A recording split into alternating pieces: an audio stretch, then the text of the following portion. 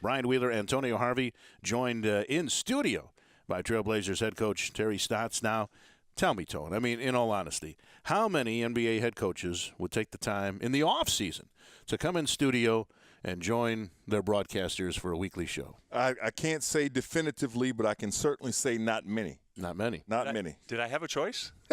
I always think you have a choice, don't you? I would like to think he has the choice. I would think you do. You would pretty much tell us, first of all, if you're available. Secondly, if you'd like to come in. But I know you like having the kind of face-to-face interaction. I enjoy our banter. I enjoy discussing basketball with you guys and whatever other things might come up. Kind of get into the conversation. A big day today for soccer. I mean, USA. Yes. 2-1 over Ghana. So that's a great start to the World Cup. Score early, score late. Yeah. Now, are you a soccer guy at all? Like most of the country, I am at this time.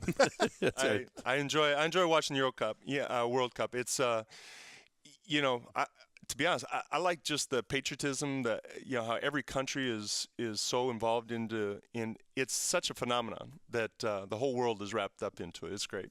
So you have soccer talent in your family. Well, my little girl plays, and that's the only reason I learned anything about the sport. But the more I learned, the more I realized that it's very similar. I mean, the movements, the flow of the game, very similar to basketball when it's played right.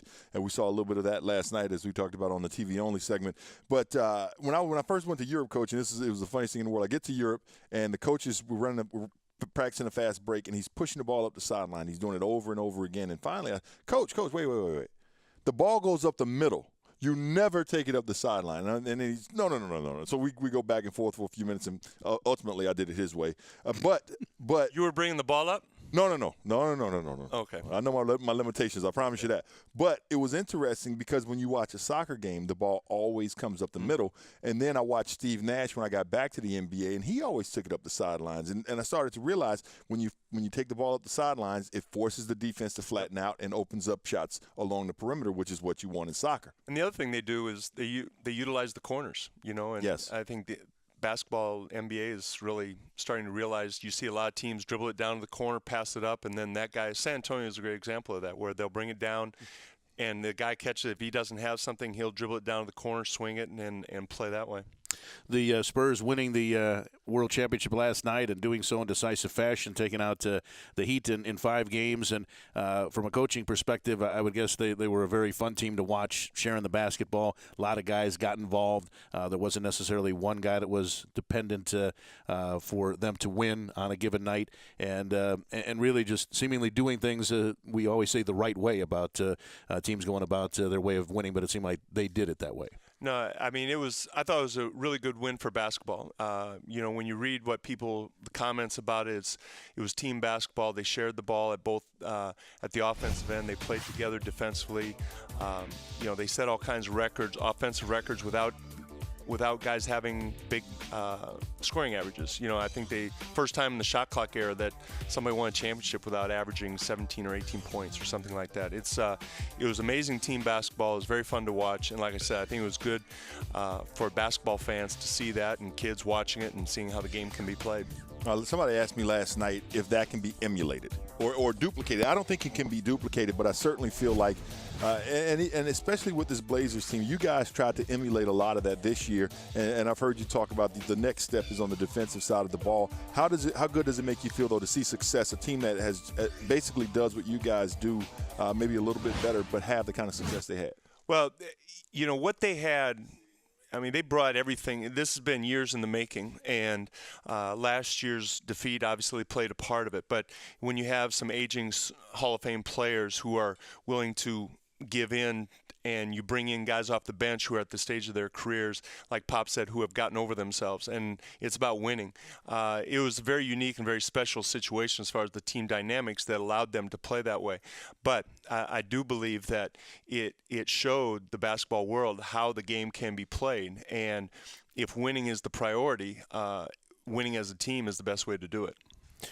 One of your old head coaches, George Karl, said once that I'll continue as a head coach in this league as long as they'll let me, talking about the players, as if to indicate that because the feeling is that it's a players' league, that coaches don't necessarily have power, don't necessarily have authority. I don't get that impression watching San Antonio that Greg Popovich doesn't have power and authority there, and maybe the players have to buy into what he's saying. But when they talk about a system that works, clearly there's an understanding among the key players there that they can be yelled at, and they accept that, and it seems like that's the way it should be. The coach is in charge, and there is no feeling that the players really have the ultimate authority there. No, I think that's in some ways it's a little bit overstated. I mean, every coach is going to coach in his own way, and I think Pop, you can say he yells at them, but he treats them as men, and young players learn what's important to play in that system, and new guys, the old guys teach the young guys coming in, and so certainly Coach Pop has a lot of say of what goes on, and he has the ultimate respect of all the players. But look, our guys like to be coached, and I think it's just you have to treat them like men. You have to obviously respect them, and it's how you go about correcting things and having them respect the way you go about it. When you talk about treating them as men, one of the things I was talking to Ime Udoka, who's a former Trailblazer and a good friend of the show, a good friend of ours, and he was telling me that Pop it's not just basketball, it's life. I mean, they talk about everything across the board, and I think that creates more of that family environment that you're welcome here, we want you here, we want you to feel like you're a part of this. How difficult is it to find that line as a coach between bringing you in but also letting you know that I'm still in charge?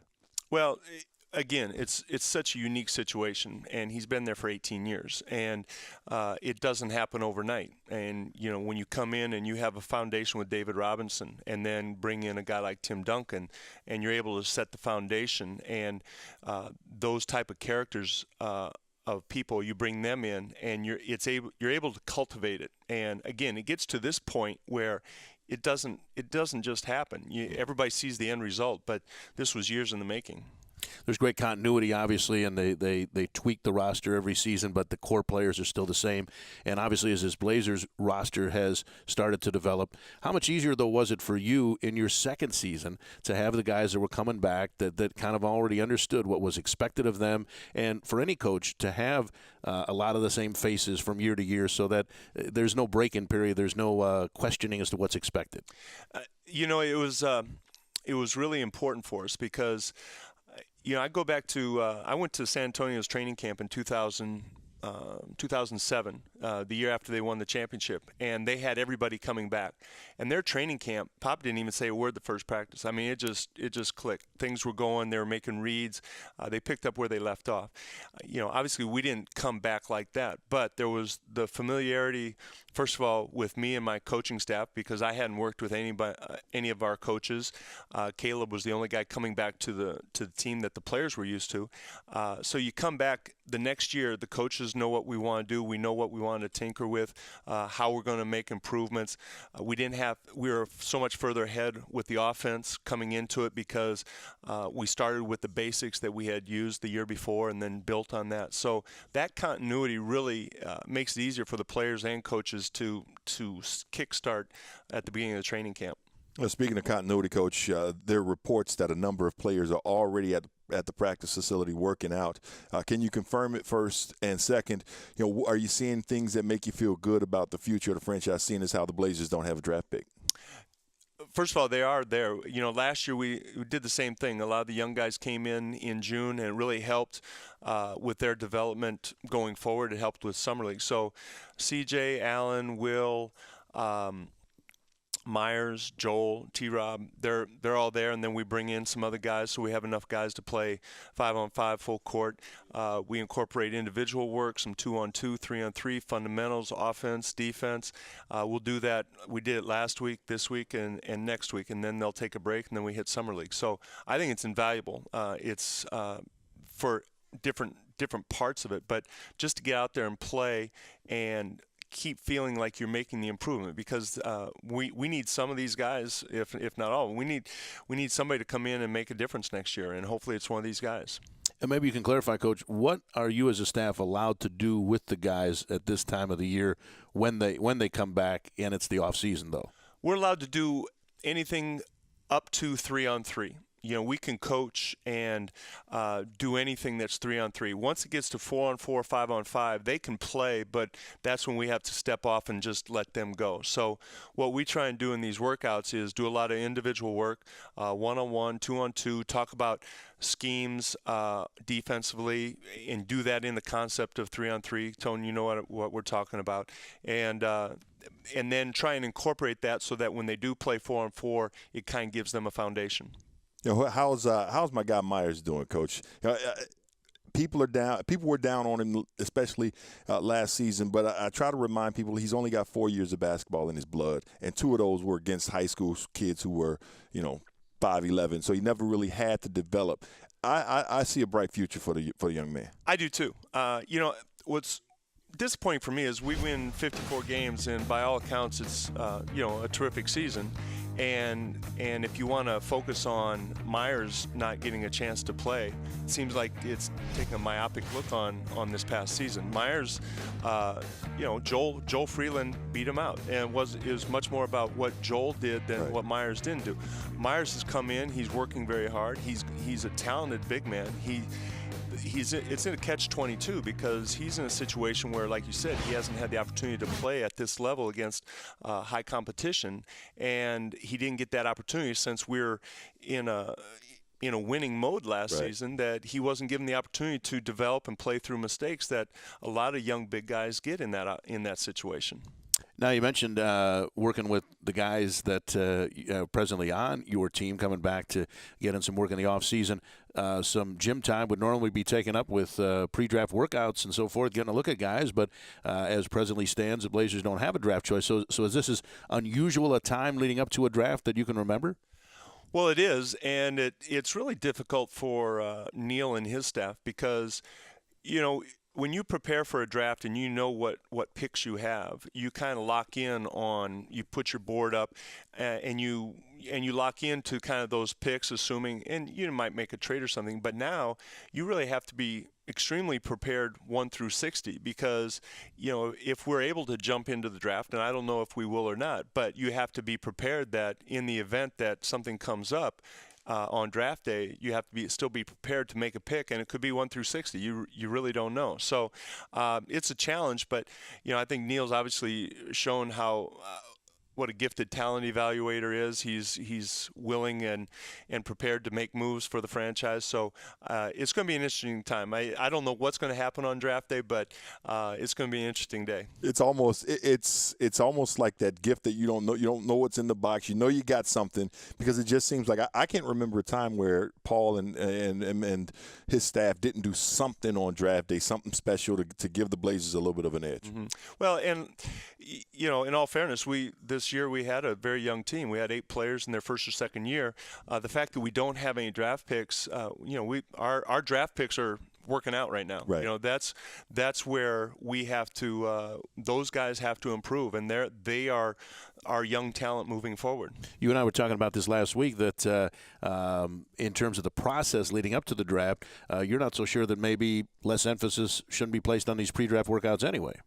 Well, I can't comment on the process, but I think every team obviously has a scouting staff, and they work all year in evaluating these players. They go to college games, they do the backgrounds, they watch a ton of video. So, leading into June, they've done 90-95%. They know these guys in the draft, and to have players come in, I think it's valuable to come in and meet a guy, take him out to dinner, get to know him, and talk to him. I think that is extremely valuable to get to know the kid, or at least get an idea of who he is. But a 45-minute workout, I don't think changes the opinion of what you've worked a year or two in evaluating that player. And most guys work out by themselves now, so you really have nothing to gauge it because there's no one-on-one, no 2-on-2, no 3-on-3 competition. Yeah, and it seems like a lot of guys are inviting teams to come see them as opposed to making the trek to see the team. So the agents, as usual, having some control over things. So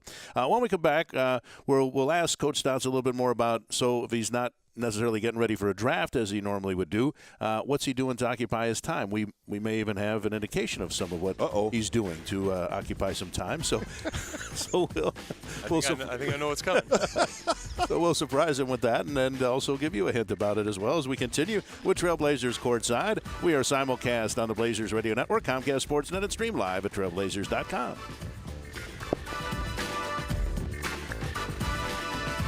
Well, now that the 2013-2014 NBA season is complete, it's not to really start thinking about next season, and only one way to enjoy the best seats, the best prices, the best benefits of Trailblazers basketball, and that's with Trailblazers season tickets at the Moda Center. You can secure yours by calling 844-RIP-CITY or pay a visit to trailblazers.com. Brian Wheeler, Antonio Harvey, Trailblazers head coach Terry Stotts as we continue, and we've been asking Coach about what he's doing these days with the season complete and not necessarily having the same type of regular preparation for the upcoming NBA draft, which is just over a week away.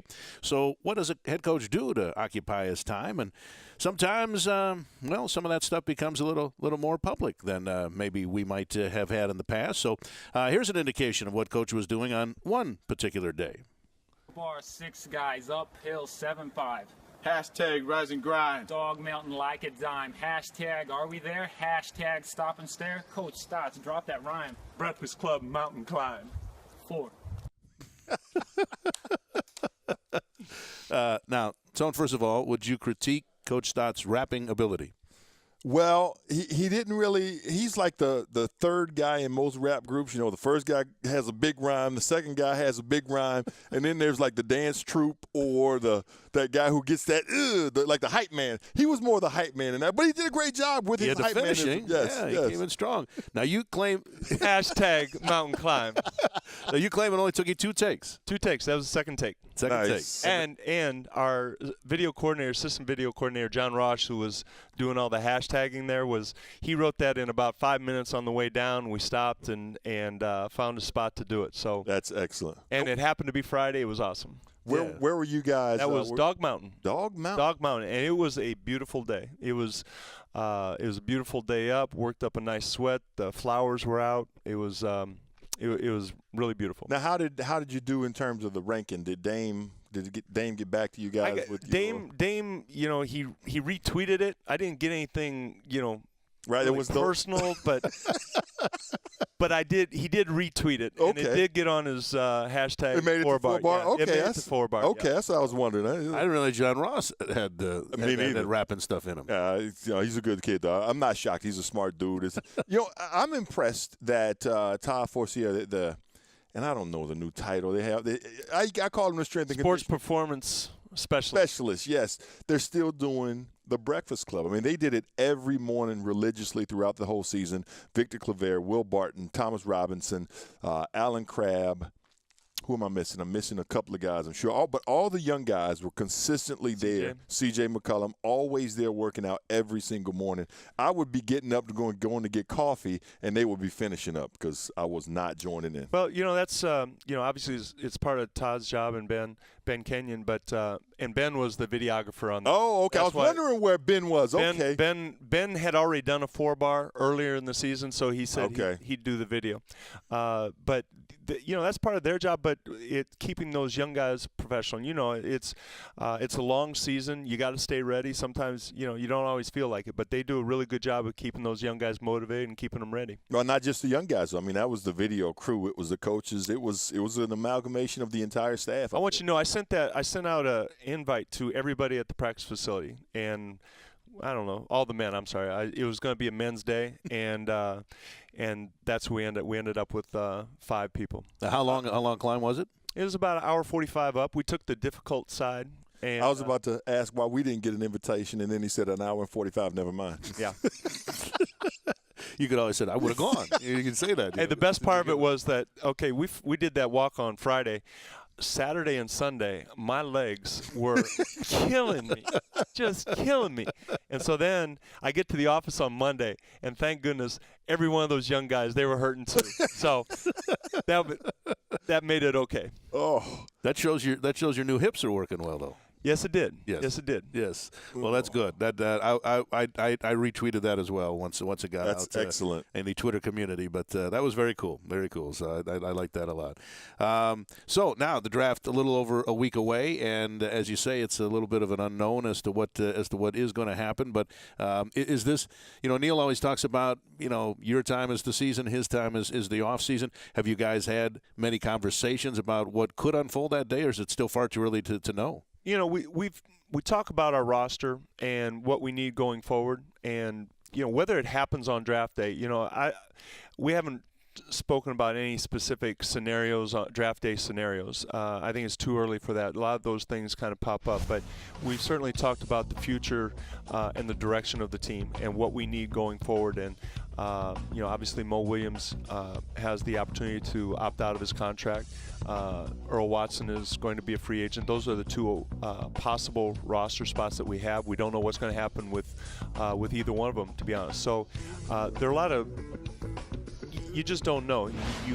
And this is Neil's time, and I'm really thankful to have a guy like Neil who really knows his way around the league and evaluates talents and look at different angles and different scenarios. So it's going to be an exciting time. Now, as when you talk about the needs of the team, if you were going to, roundabout, what are some of the key areas you think this summer need to be addressed? And not necessarily an individual player from an individual player standpoint, but what are you looking to see from your team in terms of what you want to see from them next year? Well, I look at our improvement has to come at the defensive end. And how that happens, we managed to do a good job on offense. And, I know everybody criticized and critiqued our bench performance, but the bottom line, I'm looking at the team performance. And we're in the top 5 in offense, and we're 16th in defense. Our goal was to be in the top half of the league defensively, and we're almost there. And that got us to the second round. We need to bump that up. I'd like to be in the top 10 in both offense and defense. I think that puts you in a championship mode. I will look at our consistency. How we can get better defensively is my biggest concern. I think a lot of it is going to be getting better in transition defense. Our pick and roll defense was solid. Our weak side defense, I think, is going to be the big area where we really are more alert on the weak side.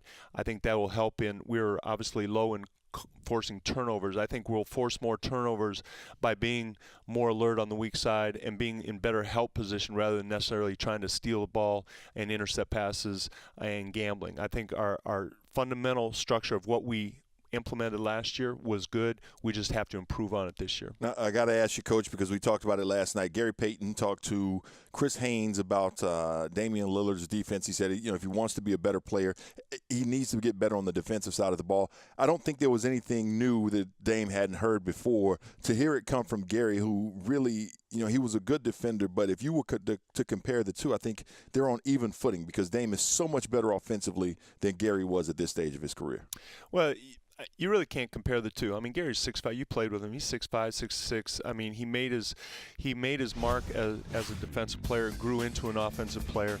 Obviously, he's a Hall of Fame player, and he knows the game, and he's been around for a long time. So the advice he's giving is good advice. But to make a comparison other than the fact they're from Oakland, I think is unfair to both of them, to be honest. One of the things he did say, though, is that he seemed to indicate that it isn't so much a strategic or fundamental thing. He almost said defense is a mindset. Do you agree with that? Yeah, you have to have I think the best defenders in the league are really in tuned mentally every possession. Both on the ball and off ball. The days of having, since there's not a lot of one-on-one, in the old days when you could isolate players and you could post up players, then one-on-one defense became even more of a premium because you had to stop that guy because you couldn't go double team. Well, now the NBA's evolved into a movement passing like San Antonio where you have to be able to, first of all, offensively incorporate a lot of different people, but your team defense has become much more of a priority because it's not about shutting down one guy. You can go double team, but it's about everybody being involved and everybody being in a position to help and get back and guard your guy and limit penetration, limit easy baskets, all those things. So it certainly is a mentality, but it's being in tune and not thinking about the last shot that you just missed. All right, we'll come back and get one more segment. It's Wheels and Tone, joined by Rapmaster T, and we'll get another segment with Coach Stotts. I had 4 lines. Hashtag 4 lines. We'll get one more segment with Coach before we talk to Michelle Birch about Blazer Dancer auditions, which are coming up very soon as well, as is the NBA draft. But we'll continue second half of Trailblazers Courtside straight ahead. We are streamed live at trailblazers.com and simulcast on Comcast Sportsnet and the Blazers Radio Network. 6 guys uphill 7-5. Hashtag rise and grind. Dog mountain like a dime. Hashtag are we there? Hashtag stop and stare. Coach Stotts, drop that rhyme. Breakfast Club mountain climb. 4.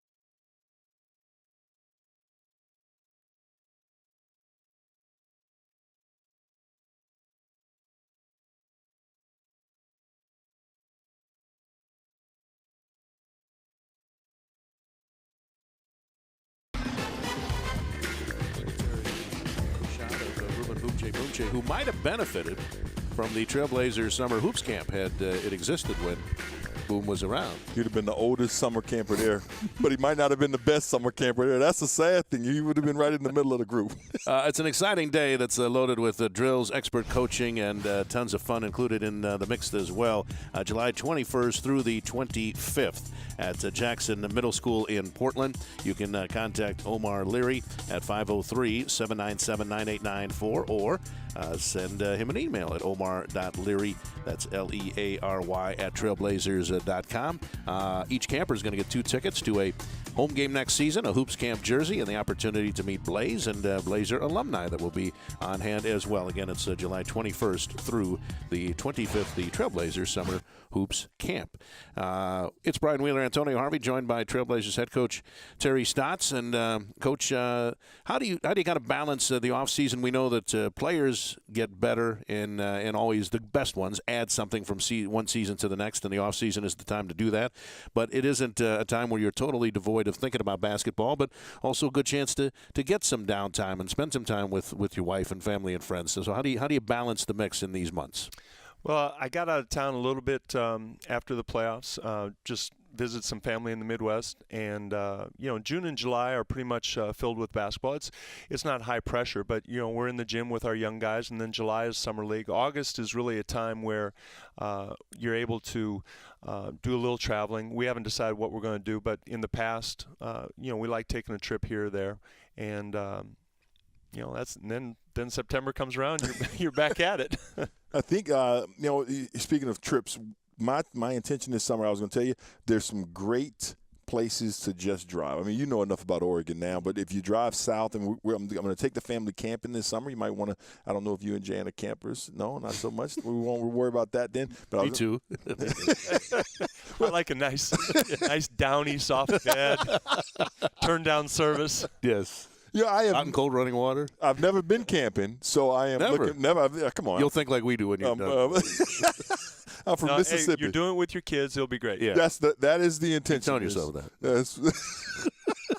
I was going to invite you. Will sent me a text the other day. He said, hey, I want to get back involved with the family when you guys are doing stuff. Well, that's true. Give me a call. I'll go with you. So we're going camping. Okay.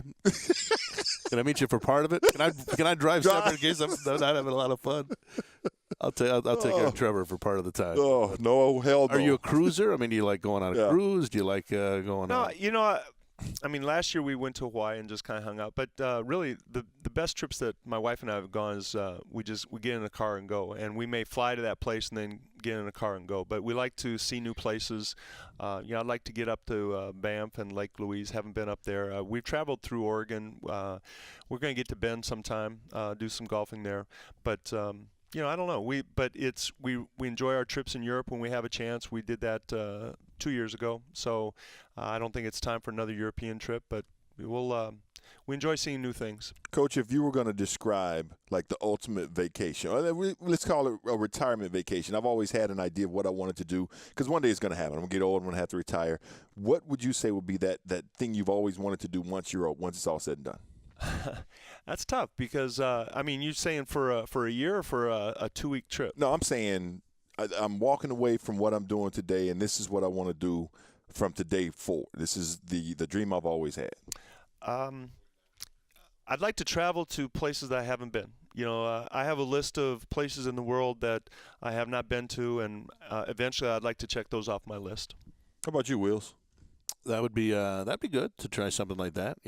European. I haven't been to Europe, so there's a you got to Europe. Oh, there's a lot of things in Europe that I like, places I like to go. But they always say that when you have kids, so like you're in that time frame where it's not as easy for you to get away. Like you're gonna almost wait till they grow. Oh yeah, as soon as Trevor graduates from high school, I'm selling the house, buying a Winnebago, and I'm not telling him where I'm going. My wife talks about getting a Winnebago, but I want to get to where I'm going fast.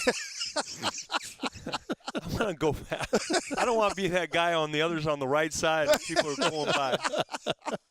Because that makes you feel older. I guess that's true. But there are some nice Winnebagos out there. Oh, yeah, they're very comfortable. And it's like having a house. And I'm like, if I can get one of those, $500,000 Winnebago, I would literally have to sell the house and just about everything else I own. But if I can get there, I can just drive. And I've had kids now. By the time Trevor graduates, it will be 27 consecutive years 31 consecutive years with kids. You need to do the Winnebago while you have the kids. No. I don't want to take them. Well, you're going to be taking them someplace.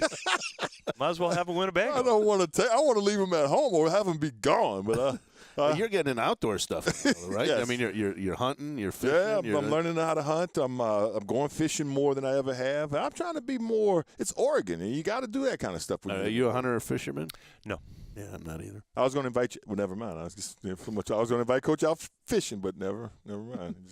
It's a day to just spend some time, and most people that fish don't care if they catch anything. No, I just like to take some beer. That's one way to pass the time. A case of beer and sit on the water. I like going for hikes. I like walking. I like golfing. I like traveling. Like I said, seeing new things. I like watching movies. Yeah. Getting caught up on those things. Speaking of, we were talking before the show, Game of Thrones season finale last night was excellent. Wills, you got to get caught up on Game of Thrones. Yeah. Start from season 1. Yes, got to start. How many seasons have been? Do a marathon. 4? 4. 3. I'm sorry, 3. It's just finished season 3. True Blood starts next week. True Detective starts in a year. Got to get you caught up. When does Ray Donovan start on Showtime? Oh, I don't know. I didn't watch Second all of that. season. Second It was a good- season. That was a good show. I season, heard it was a right. good show. Did you watch that, Coach? Yes, I did. How about Boardwalk Empire? When does that start? Now, that'll be coming soon. Yeah, and I enjoyed that. Particularly the first couple seasons. The way HBO does it, I would imagine at the end of True Blood, we'll see Boardwalk Empire come back out. They just do it. They got it hot right now. Isn't it amazing? The great TV shows in the past used to go like 50 episodes, and now it's 10 episodes. It's Hey, considered go look at in 3 seasons how many episodes of Gilligan's Island there were. There's like 100. I know. 3 seasons. I know. Wow. I know. Hey, by the way, before we go to commercial, I want to thank you guys. Yeah. They bought this was a Christmas gift, or Christmas, or it was a gift in general. yeah. But anyway, I got my headset on, but this was a gift from these two gentlemen. And we're happy people now. I with that I gotta join in, Coach. Let's see here. Oh. You got 2 of them. So you can hear me. Yeah. All right. You look good. I like. Ooh, that is a good look. I like that. Yeah. Yeah. Gangster, that's OG style right there. That's nice. That's OG. That's how we Get a do it. close up of this. Yeah, that's how we do it. Oh, that's good looking. It's good looking right there. See? The buck camera. Gangster style. OG status. And it's not just the hat, right? It's the flip. The flip is important. There's 2 types. There's flip brim, which is what I'm wearing, and you can flip it up and down, and you can go all the way around 360. I like the back up, depending on my attitude, right, Coach? If you got the I look more like Stan Laurel.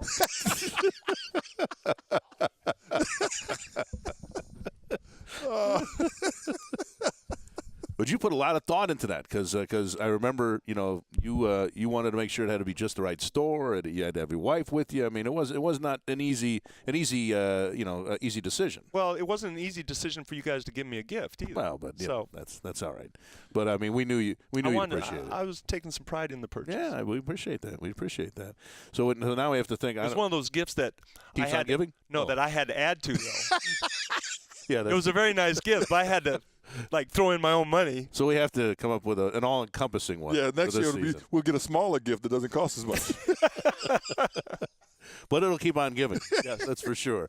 Coach, it's been very kind of you to come in and spend some time with us on an off week, and we'll look for your next hike, your next rapping video. We're looking forward to all that, and the draft next week. And as you say, maybe we'll have some things to talk about that we don't even know at this time. But I know we'll have some things to talk about. Undoubtedly. Yeah, undoubtedly is right. All right, gentlemen. Thank you, Thanks, Coach. Coach. Appreciate Have a it. great summer.